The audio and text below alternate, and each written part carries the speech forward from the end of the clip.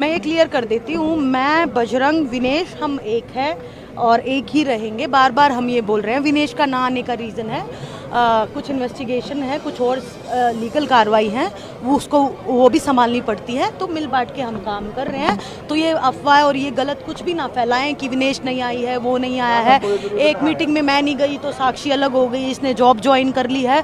तो ये गलत न्यूज़ ना चलाओ। हम तीनों एक ही हैं और हमारा डिसीजन भी जगदीश जी के बयान हुए हैं, उसमें भी कहा है कि उन्होंने बयान में ये कहा है कि गलत जगह पर टच करते थे, इस तरह की विभूषण। हाँ, वो तो विटनेस होंगे उस कंपटीशन में। देखो, मैं तो नहीं थी, लेकिन ज़रूर उन्होंने बताया होगा तो ज़रूर होगा। साक्षी जी, एक सवाल उठ रहा है कि अभी क्यों बोले हैं जगदीश सिंह जी, जब इतने समय से आपका आंदोलन चल रहा है? अच्छा सुनो, मैं एक चीज़ क्लियर करना चाहती हूँ। शुरुआत दिन से हम ये बोल रहे हैं कि गिरफ्तारी होनी चाहिए, गिरफ्तारी होनी चाहिए। अगर वो बाहर रहेगा तो डर का माहौल रहेगा। पोस्को की लड़की के बयान बदल चुके हैं।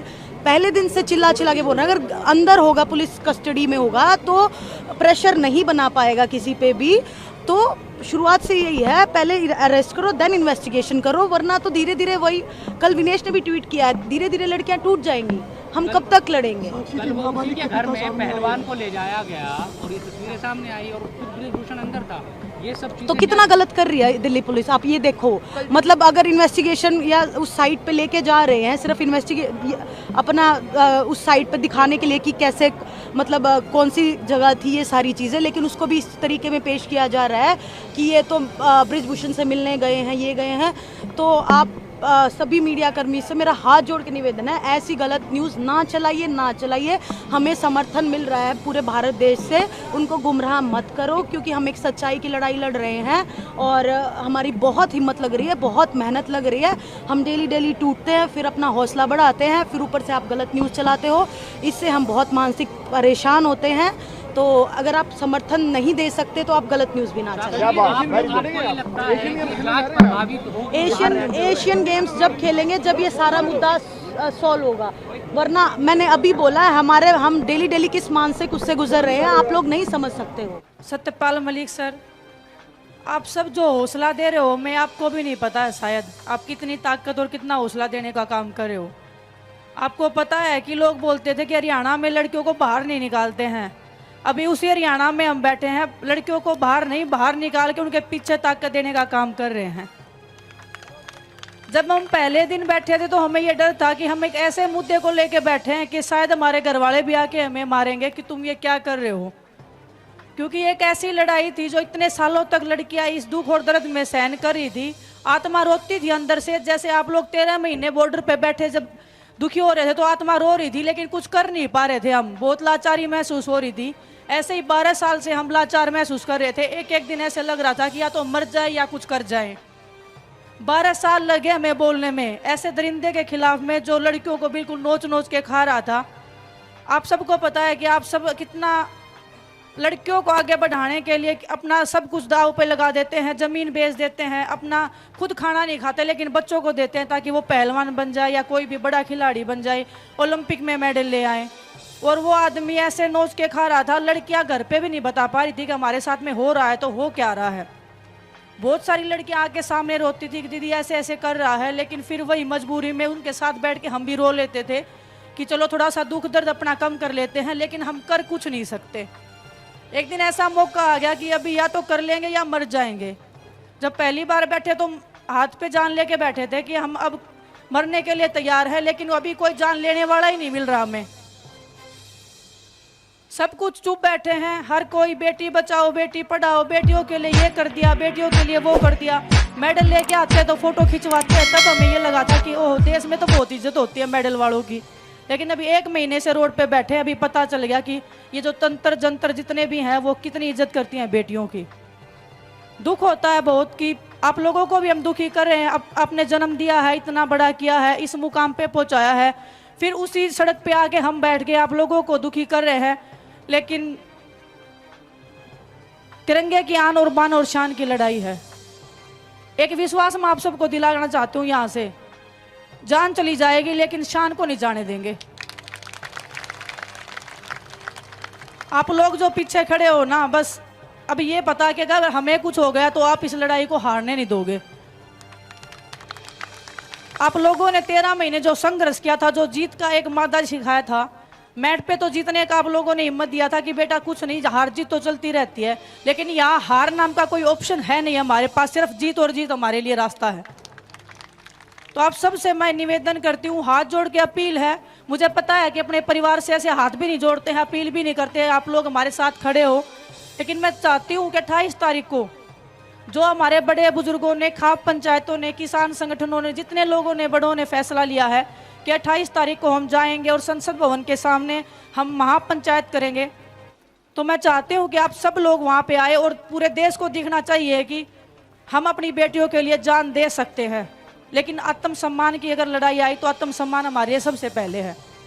28 तारीख को आप लोग आओगे तो एक अपील जरूर है मेरी, जैसे 13 महीने किसान आंदोलन में आपने शांति और अनुशासन का पालन किया था, कोई भी ऐसी चीज जो सरकार चाहती है या जो ब्रजभूषण चाहता है कि हम गलत करें और उसको बचने का मौका मिल जाए, वो गलती हम ना करें।